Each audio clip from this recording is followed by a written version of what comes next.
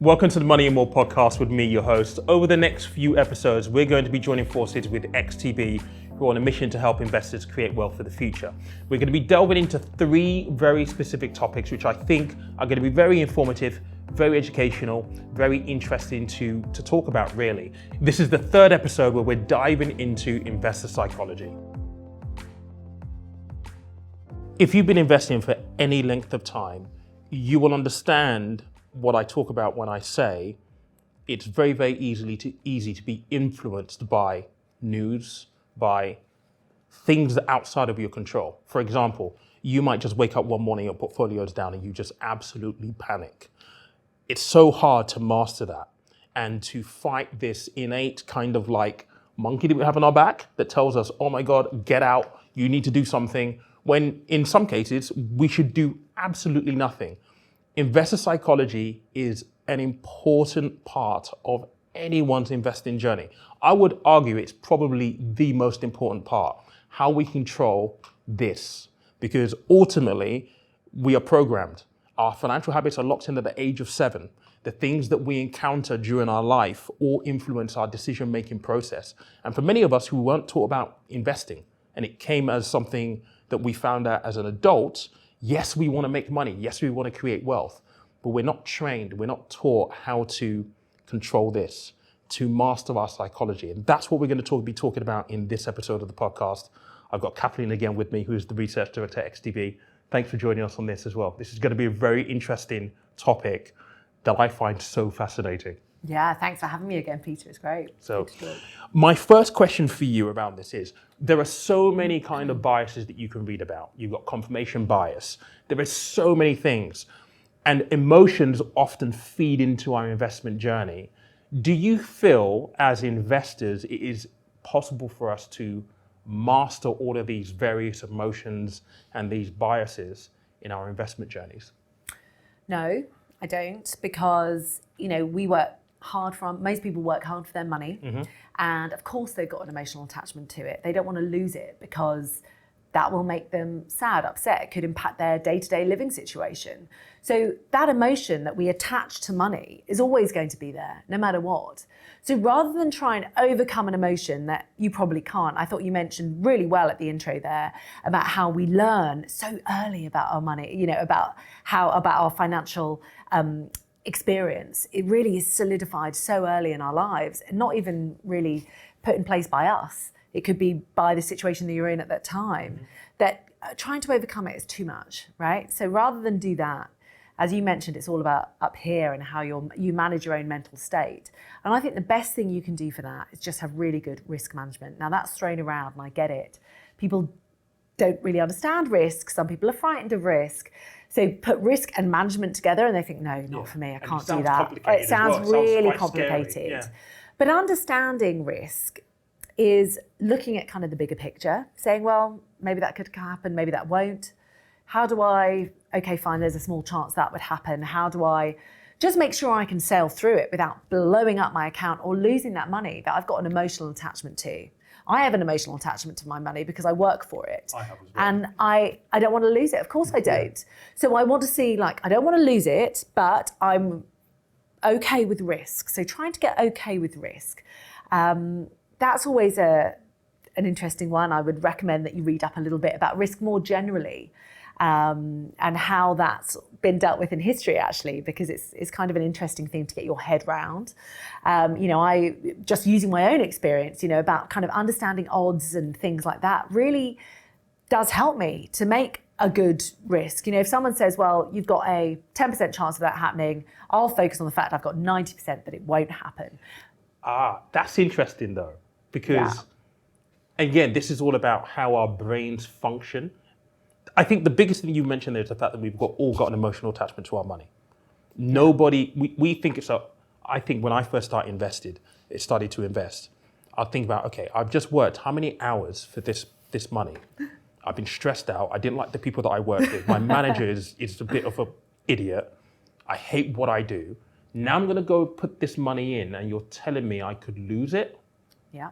For me, I'm like, no. Actually, maybe I don't want to do that. I'd rather just go spend it on something else, which defeats the whole point of investing. Yeah. Trying to build for the future. And I think it's that loss aversion that a lot of people have to get over the first point. So when someone said, there's a 10% chance you might lose money, for most people, for some reason, the brain focuses on, there's a 10% chance. Yeah. There's a 10% chance, not a 90% chance of actually you can win. 10% is minuscule. Yeah. And I think it's so fascinating how you view this. And I think being mindful of how you take that information and what weight you attach to certain meanings and words becomes really important. I agree. And I think the turning point for me was when someone mentioned opportunity cost. And I was like, oh, that's interesting. And how they framed it was like, okay, fine. Let's say you've got £100. You could be really worried about losing the 10% chance of losing that £100 and say, do you know what, actually, I'll go and spend the £100 on a coat or a shirt or whatever it might be. Are you going to really have that in 10 years' time? Is that going to get you to where your goals, where you want to live, I don't know, go on holiday, have the financial security? Is that going to help you in that? Or are you just going to probably put that in a year's time after having worn it, or maybe not even wearing it? Yeah. Is that going to be in the pile that's going to the charity shop? Yeah. Right? So if you do that again and again, and look, I do that, I get it, all of a sudden you just look at it and you look at that pile and you think, what a waste of money. Yeah. And then you think, some other people say, no, I'm going to put that in the bank. I'm not going to invest. Actually, I just want to keep it in cash, all in cash. That's the same. They may as well just get 10%, 20% of that money and just bin it, because they're not going to make anything on that. Now, when we say investing, we're not saying throw the dice kind of stuff. This isn't putting everything on red or black. This is about, certainly in investment plans, you put your money into an index, an ETF, for example. Let's say US, we've spoken about US. The S&P 500, you put your £100 in. Well, let's say if you're going to put that in there, maybe you continue to add to that over time, then you'll see that grow. And then all of a sudden that £100 and that person who was really worried about investing there can see, well, okay, fine, there've been a few ups and downs, but actually over the long term, I've made money in this way. Yeah. And I'm not just saying that because I work for XTB. If you look at any chart of the S&P 500 over the long term, it will be going higher. Yeah. And I think that's the important thing and I try and screen this from the rooftops as much as I possibly can. It's like when you think about index funds, ETFs, it's a collective investment. You're invested in so many of these companies. If you take the S&P 500 specifically, you're invested in those companies. As they grow over time, you're giving yourself the opportunity to be a participant in that growth. And so when you think of it that way, because these are the companies that form the fabric of our existence. We need the products and the services. Yeah. We need as a human being. Into that economy, exactly. Right? Into that economic story. Exactly that. So we are buying into the products and the services that are essential to the way we live. Yeah. So you think of it that way, hopefully it reframes the mindset around, okay, what is it that you actually buy when you talk about that opportunity cost? Yeah, exactly. Absolutely. Because that £100 now. Exactly. You want that slice of the pie, right? Yeah. Everybody else is getting it. Get that slice of the pie. Yeah. Rather than just kind of throw away money. Because even if you think you're being low risk, sometimes you're really not. Putting your money in a bank when there's high inflation and interest rates are lower than inflation, that's pretty high risk, right? Yeah. Likewise, buying stuff that you don't need, that's really high risk. Yeah. And that's probably the most high risk strategy of them all. But there are some investments out there that you've got to be really, really careful with. And some people are flippant around that. So you've got to be mindful of what's going on. But I think you're right. An ETF that's buying into the goods and the services that we consume as an economy, be it here in the US, Europe, in Asia, anywhere, can have a really, it can blossom. Yeah, absolutely. I'm interested to know, social media. I obviously use social media. I love it. I hate it. Yeah. I probably hate it more than I love it, but I'm using it as a means towards an end, really.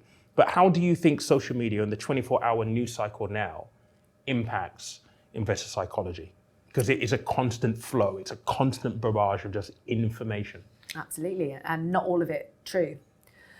Socially, especially on the social media side, deciphering fact from fiction seems to be just getting harder and harder. So you've got to be really, really careful. There are scams out there. There are things that, if something sounds too good to be true, it is too good to be true. So that's one side. The other side with it, with the 24-hour news cycle and social media on top of that, is the fact that you also have, most of us are consumers of this news. So brain overload. not being able to concentrate on one thing, finding it really hard to make a decision. That's what I think. Sometimes you can just do too much watching the news and this, that, and the other, and then you become reactionary, and then you don't know what you're doing because there's another story that's come on top of that. And what does this mean? So a couple of pieces, I wouldn't even call them advice really, but things that I live by is that I try to keep on top of what's going on. Obviously, I'm a research director, I have to do that. But if I'm out one day or I'm away for a week or something like that, I stop and then I start again when I get back. I don't look to go back over what's going on. I start from that moment and move forward. Don't try and look back because you'll be crushed by the amount of stuff that's going on. I think that you've also got to do a couple of things when it comes to social media, which can be useful, right? On X, I follow certain people who I trust and who work for good companies or who produce good content, and they've been around a long time, they've got credibility, other people follow them. They're the people to stick with. People that just pop up in your feed with this great piece of advice, apparently, just ignore. Just don't even follow them. Just try block those kind of sponsored posts and whatever else. I'm not saying always, because sometimes, everyone sponsors posts occasionally, but these things that are just a bit too good to be true, just delve a bit deeper or just ignore it and stick to the people that you trust. Yeah. Obviously read research reports from XTB, for example. I was actually going to ask you about that, because obviously as a research director, you're taking all this information that is out there and you're, I guess, condensing this down, making it make sense. You're pushing out in a way that people can understand and it's easily communicable, right? How important, you've mentioned there that you've got your own trusted sources. For people who are investing, how important is that trusted source? Because I think it's very easy for investors to be confused about the information that they get. What does it actually mean? What bits should you actually act on and what bits should you not? I mean, that in itself is, you have to understand how you're going to decipher this stuff. But having a trusted source of information that you can trust that allows you to be at the forefront of what you need to know, I would assume it's very, very important. Yeah, it is. And I think there's a few things, like the trusted sources live and die by their credibility. So they've got to make sure that all the facts are accurate, correct, timely. All of those things have to work together. So for example, most of my trusted sources, yes, I'll read around lots of different things, but I go to the source. So for example, if I'm putting something, numbers or facts or earnings reports, if I'm looking at an earnings report, for example, I will go to the company's website and I will get that report and I will double check everything. I'm not just reading something from a news site and saying, I'll just copy that down. Absolutely not. Because what if they've got it wrong? My whole reputation lives and dies on that. And data interpretation. Absolutely. Yeah, they can interpret differently. Well, exactly. They can interpret things differently. They may have got it wrong. The overall interpretation I may have, or they haven't got it wrong. I've just got a different view. Yeah. So I will go to the source. Likewise, if economic data is being released, I have a Bloomberg terminal, so that I do trust. So I will look at the data on that and use that and take it from there. Or I'll go to the ONS website, the Office for National Statistics, if economic data is coming out, just to check and to get even more detail, usually. So those actual sources are really important. And then the people that I read the research from, I know that they do that, but I can actually check if I'm in any way concerned. And I think that's really, really critical. When it comes to kind of social media, I tend to stick to accounts that have been around a long time. So they've seen it all, if you like, or they've lasted the course. And I also find it quite a good way to actually just get those snippets of articles. It's a good way, rather than have to go through every single page of the website of the Wall Street Journal or the FT or whatever. I like to see what they've written. What they've highlighted. Yeah, exactly. Yeah. And that's not going into my reports. That's just for my own overall understanding of the ecosystem. And it is really important to read up and to check out what's going on. I do believe that. I think read, and you can really get a sense. Then you're part of that ecosystem. Yeah. But it's all about credibility. Yeah. So find your credible sources and stick to them. Yeah. This week on Instagram, I went on a bit of a story kind of like thing where I was talking about influencers specifically, and how important it is that people are aware and discerning of the content that they consume. Because I think I've been in this space for my 4th year now. There are a lot of new people who come through. And in the investing space specifically, there are lots of people talking about how to invest who have no qualifications, no experience. They don't even come from the financial services industry as a background. And it's like, I understand that people have different places that they come from, backgrounds, and people gravitate towards different types of people. But when it comes to things like this, you need to have your trusted sources of who you actually go into for information. Because unfortunately, as influencers, our influence is, I think, a lot more important and influential than maybe someone who influences about fashion. We're not, that's the clothes that you wear. This is the money that you spend and what you do with it, the choices that you make. And therefore that it's so much more important to make sure that you are aware of, okay, maybe not the professional, but there might be something good that you can take as an anecdote, an experience, but be mindful of, okay, so if it's instructional stuff and you're really trying to get on the path of how you do something, make sure you're using the right sources. Didn't go down too well, let's put it that way. Did not go down too well I'm sure at that you all. got pushback for that. But it's really interesting. Always ask, what's behind this? Why is this person saying this? What do they get out of it? So you see a lot of that. There's a lot of scamming that goes on as well, which is very sad. And I would say that's particularly relevant in the crypto space that I've seen. Yeah. So you've got to be really careful there, and especially go to the trusted brokers, the trusted names. Don't just randomly watch some people or say, oh, we paid off our mortgage or we bought this Porsche or whatever else. The minute people start doing that, I'm just not interested. Firstly, even if I did make all that money on crypto, don't tell me what I want to spend it on. Like, I'll make those choices, thanks. Yeah. So always go back, like, what are these people getting out of it? And, anecdotally, I have a person a friend really on Facebook who his account had been hacked. It had been dormant for many years. And I looked at it and it was quite realistic posts about he now was working crypto and how he'd helped all these people make this money. And they were very realistic posts, to the point whereby I did actually text him to just say, oh, interesting career move, or have you been hacked? And he's like, I've been hacked. Trying to get the social media companies to close the account down was quite difficult. He eventually did after about 2 months. But it was scary. Yeah, It's I smiled scary because how my they can do agent that. has just literally had her account hacked. Oof. And I noticed Yeah. a post a couple of days ago about, I made £47,000 on Bitcoin or something like Yeah. that. But what is interesting on the whole investor psychology side of things is that even the scammers now, they're using psychology They are. to trick people into it. And they're going after goals, aspirations, which are the biggest motivators for a lot of people. If you really want to get someone to move, you speak to their goals and aspirations. Yeah. And you highlight the difference between where they want to be, where they are, and what they don't have right now. That's the biggest motivator. But they're essentially saying it's a quick fix. Exactly. It's a quick fix. It is not a quick fix. You are not going to get to your goal if you buy an ETF in the S&P 500 in a matter of months. It will be over years, and you will need to diversify even more, and it will be a slow process, and keep it as a slow process. We all know, no matter what it is, you can't run a marathon in a week. You can't train, you can't train for a big event in a week. You can't, anything. If you want to get healthy, do it slow, steady. That's how you get the results. And it's the same with your financial health. Yeah. It really is. You just do it slow and steady and keep coming back to it. Be consistent and just ignore those idiots that are telling you about these quick fixes. Crypto is not a quick fix. Yes, it can make record highs, but it can really dive low. And the sad thing is that you're seeing a lot of this scamming now that crypto's at these record highs. Again. These people coming in who are sadly falling for it are going to be the ones that are wiped out. And crypto does inevitably fall again, because it always does.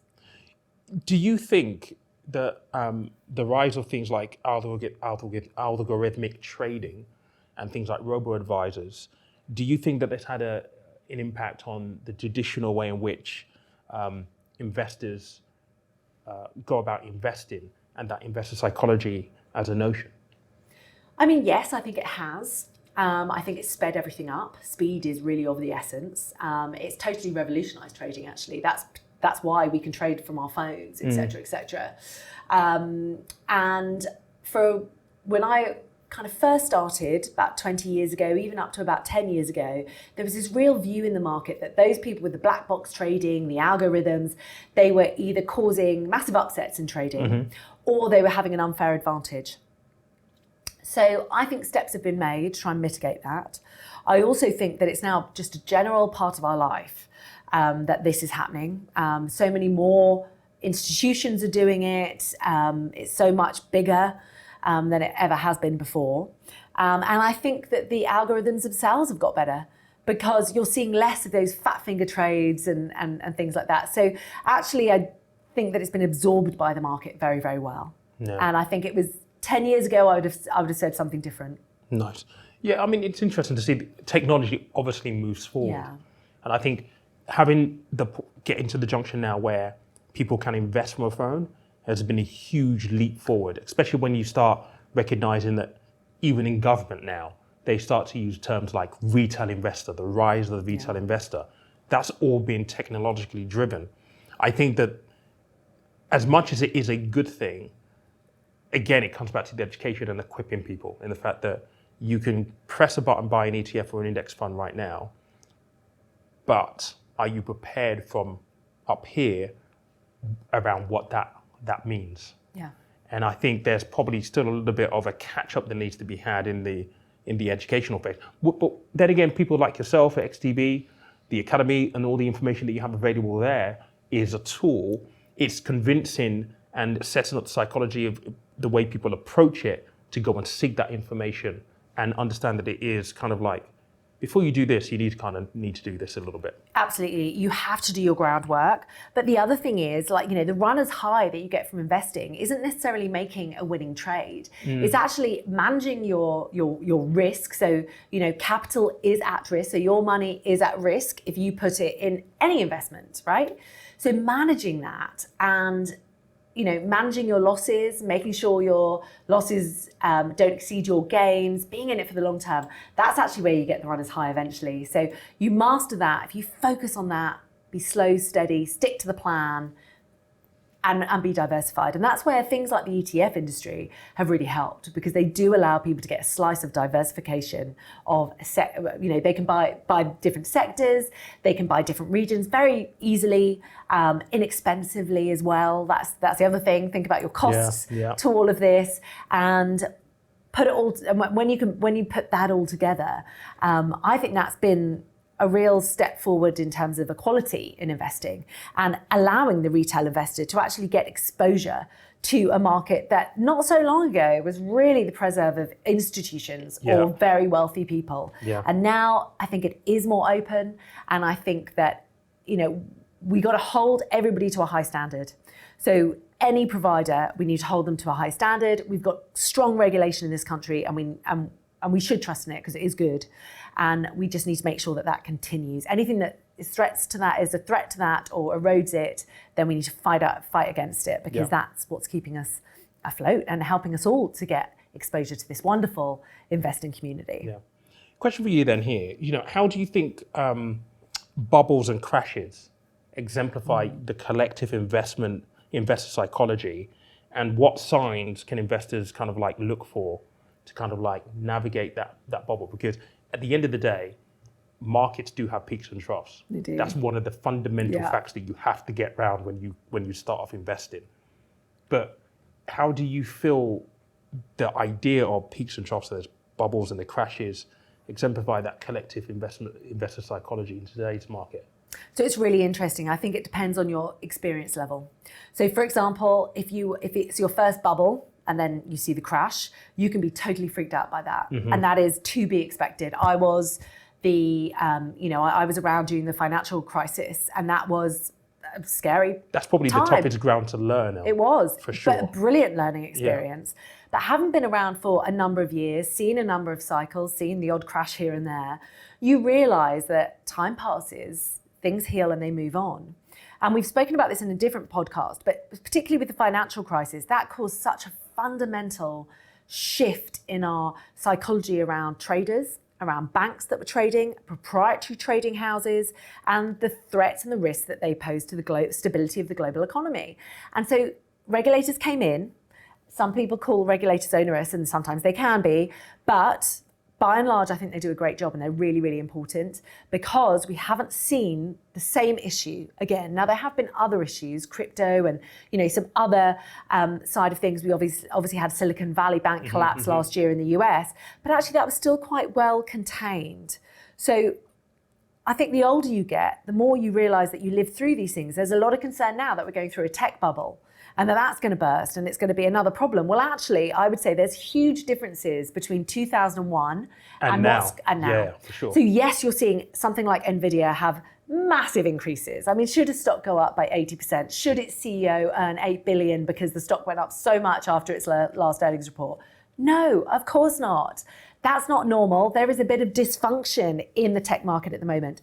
But are those companies like Nvidia bringing in the earnings to justify the valuations? Yeah. Yes, they are. Yeah. And that's the key thing. Is all tech going up together? No. Even if you look at the Magnificent Seven, so the 7 biggest tech firms in the US that were considered to be driving the market, there was divergence. So you saw Apple actually was one of the slow ones. It wasn't on the back of this AI wave.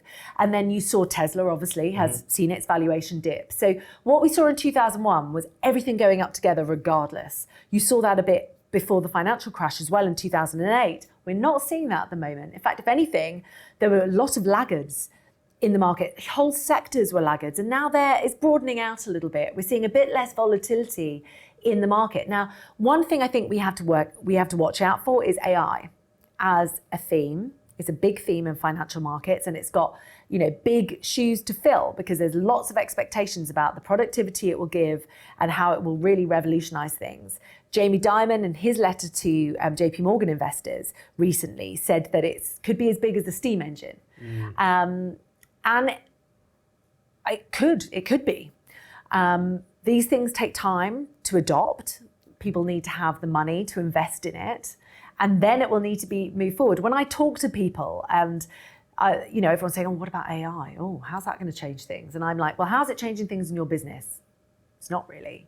So it's one of those things. It's a future thing. Yeah. My only concern with AI is that actually it's not adopted fast enough to show those productivity gains to start driving corporate profits. And when and if that happens, then we could see some of those tech stocks really suffer, which will have an impact on the market, and it will. Yeah. And there will be some slowdown in that theme. But for now, that is a key theme driving markets.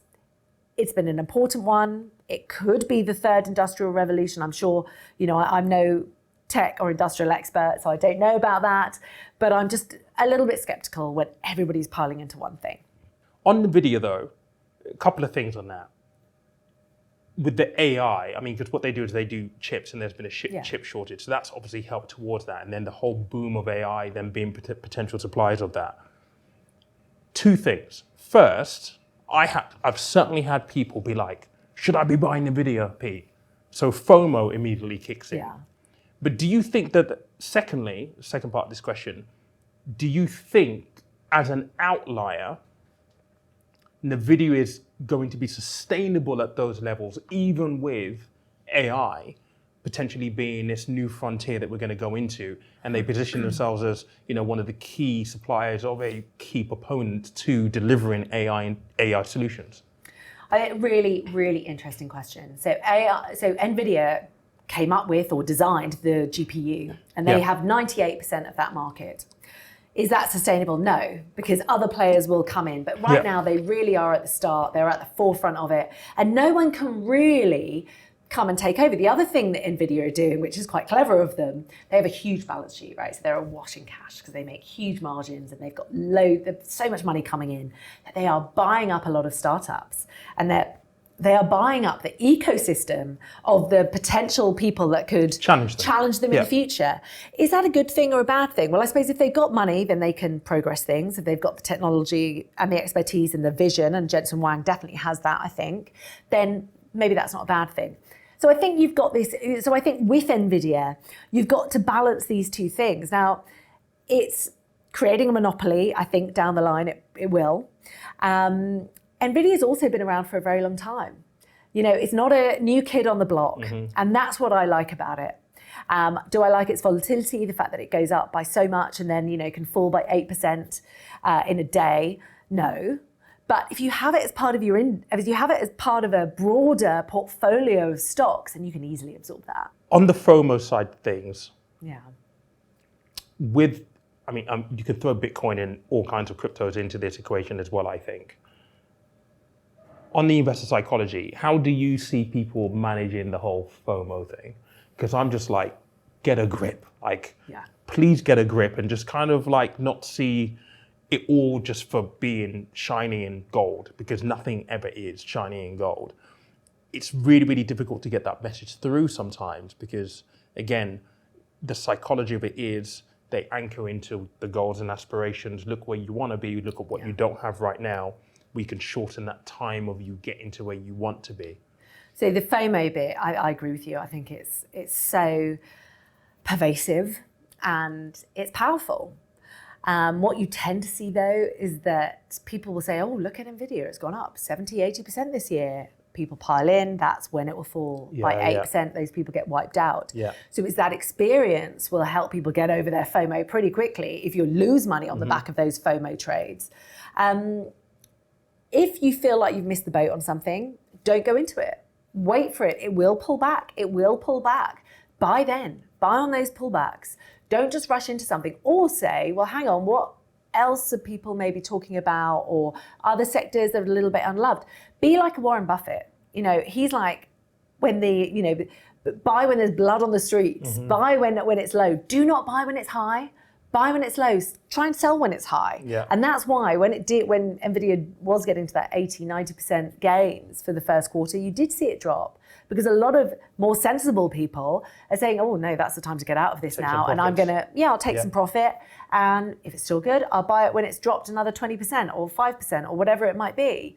Do that. Don't be the fool. Don't be the one that chases after the rainbow. Because it's a bit like chasing after the pot of gold at the end of the rainbow, right? It doesn't exist. A friend of mine has this saying that, if you're going to invest in a company and it's a good company and you feel like you've missed out, well, if it's a good company, it's still going to be there in 3-4 years' time. This is it. And you've missed out. So you've not really missed out. It's still going to be there in 3 to 4 years' time. You've missed out for now. Yeah. So cut it. Just forget about it. Yeah. You missed out for now, but exactly, it's a good company. And that's the case. If you look at the Apples, the Microsofts, the Nvidias, loads of other companies, luxury companies in Europe, they have all been around for decades. Microsoft and Apple are some of the longest lasting companies in the S&P 500. So just remember that. Yeah. Final question for you. Can the study of investor psychology, so being better at controlling how you control your mind and how you view investments, can it lead to better investment performance? And if so, how can investors apply those insights to what they do on a day-to-day basis? So I think it can, but only if it's linked to your risk management, really, your comfort levels. And trading isn't necessarily going to be for everyone. So just remember that. Some people just need to go buy, hold, and go away and not look at it and try and ride that wave. And you can do that now. But investor psychology, it's a really interesting topic. So it's great to read up on. Try and read up on it, get books on it. It is really, really interesting. But like any, trade like a professional or look at your money like a professional looks at their money. Put it in, try and manage your risk management before that's the key to investor psychology, is being able to say, don't be greedy, like greed and fear. So it's having mastery over those two things. Yeah. And that's the key thing. So we can all be a bit greedy, we can all be very fearful. That's very normal human emotions. If you have that and actually trading or investing generally makes you a bit uncomfortable, go away for a while, go and read up on it, see how other people manage it, because we all feel it, and then come back. Come back when you're just armed with things that can keep those demons at bay. And I think that's when you know you can start trading. Yeah. So have it as a first step. Yeah, it's interesting because on books on psychology and money psychology specifically, there's a book by Morgan Housel. It's called Money Psychology. Effectively, It's an amazing book. And part of the book, he tells this story of this investor in the 1920s. He was already fabulously wealthy, but he put a trade on, or he invested in something, and it was like, you didn't need to do it, but you did it anyway. and it wiped him out, completely went against him. And the anecdote of that story was, when is enough enough? Yeah. And I think it comes back to this whole thing of greed and fear.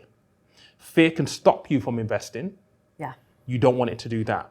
But you also don't want the greed to push you too far where you take more risk than you need to. And so the optimal is to try and find that middle ground somewhere that it allows you to get started, but allows you to manage the risk that you take whilst you're investing. And I think that for me is probably the ayatollah, the utopia that you kind of want to get to as an investor, somewhere in between, and try and master and understand what that looks like for you on your own individual kind of like journey. And I think if people can get there, the loss aversion, yes, the fear is going to stop you to get, from doing that potentially, but if you can get the loss aversion out of the way, you can get over the fear, at least you're on the journey. Yeah, I agree. And I think the best way to do both of those is to practice that, as we said again, that really good risk management, because that will make you less fearful because you've got a risk management program in place. So that could be, stop losses. It could be small amounts, diversified portfolios. It's not rocket science. And then that also stops you from being greedy because you've diversified. Yeah. And because there's a limited amount that you can either take out or bet on or whatever else. And, if you still feel that actually, how am I going to do whatever, as long as, if you just want to put some money in Bitcoin or whatever it might be, or a stock, just do it so that it's a really small amount. Give yourself that small amount of, look at your overall money. Don't put it all on the black or the red. Mm-hmm. Give yourself a very small amount to play with and be disciplined. Yeah. Allocating your cash appropriately. Exactly. Alongside what you're doing in your goals and your timeline. That's a good way to end it. I thank you so much for the 3 episodes that you've done with us, Catherine. Really enjoyed it. If people did want to find you on Twitter, or anything like that, what are your channels? It's at Kathleen Brooks on X, and you can always go to the XTB website, all of the XTB socials as well, they're across everything, and I'm often on those too, including YouTube. We have a video every week as well, so fantastic. please watch it, because we just give you nice updates for the markets and just try to keep you informed. Brilliant, that's great. All right, so there you have it. Investor psychology, we jumped into a little bit here. I cannot stress enough how important it is that you try and understand this for you. It is a journey of learning and understanding. You'll learn things about yourself and you'll better understand yourself, not just from like a money point of view, but just how your psychological makeup gets you to make decisions. And I can't understate or overstate how important that is. Over the years, there's so much that I've learned about why I make decisions and what sits behind those decisions making process. And the only thing that it does for me, what it has done for me, it's made me better at identifying when I'm being a bit rash. Because sometimes I do get a bit rash and I think, oh my God, I'm gonna go buy this, when I'm like, maybe I should just check myself. If anything, it allows you to kind of understand what your checks and balances need to be. And it's definitely time that it's worthwhile spending. The book that I mentioned was by Morgan Housel. It's called The Psychology of Money. It's a fantastic read. Go read it. I'll leave a link to it in the description and on the show notes on the podcast.